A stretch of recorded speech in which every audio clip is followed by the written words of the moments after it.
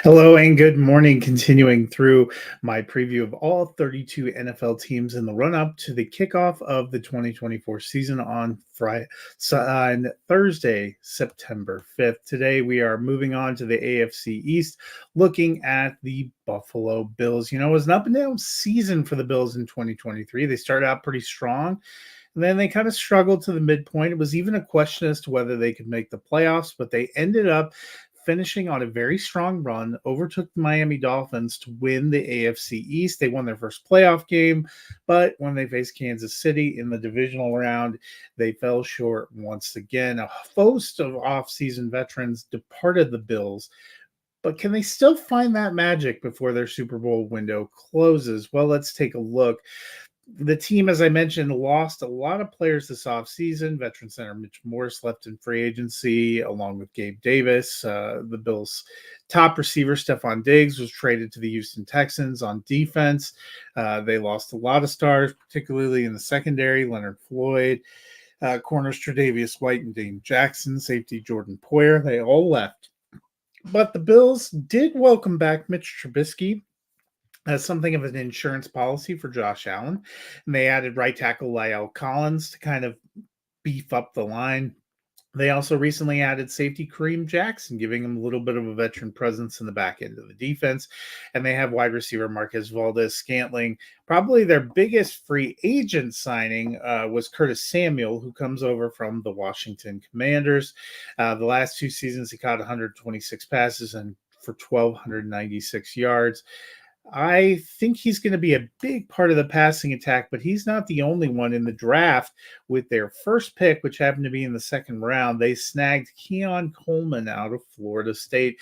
Last year, he caught 50 passes for 658 yards and 11 touchdowns. Definitely a weapon and a deep threat for Josh Allen. The team also used a second round pick to grab another safety in Cole Bishop. They also grabbed Ray Davis in the fourth round, who I think provides some good depth behind James Cook. So what does that mean for fantasy? Well, Josh Allen was QB1 last year, and it wasn't all because of passing. He does a lot of running for them. I think he still will. This new offense is really geared toward him and tailback James Cook. I think Allen continues to be a top 5 option at quarterback. I wouldn't be shocked if he finishes as QB1 again in the backfield. Cook finished as running back 12. They really put an emphasis on that running game in the back half of the season. I look for that to continue. I like him as an RB1 again. I think Davis is an interesting dynasty stash for me. Could have some low-end flex value. The bigger question is probably the passing game. I don't think they have a dominant receiver like Diggs was the first half of 2023. I think Samuel Coleman and Khalil Shakir are all in the mix here. I have some of them having some value. I like Samuel to probably finish the top of the group, but he's kind of a low-end wide receiver 4 for me. I think Coleman will have some fun moments. He's more of a dynasty stash for me. The pass catcher that I really like is second-year man Dalton Kincaid at tight end. He's vying with Dawson Knox, who's also still there.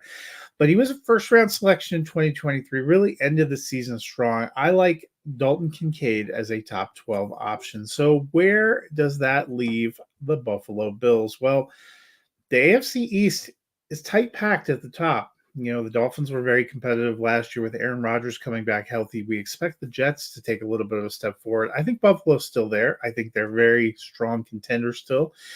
I don't know if they'll win the division, but I like them in that 10 to 11 win range. I think they're going to be in the playoffs again, and we'll see if they can make a run with this team.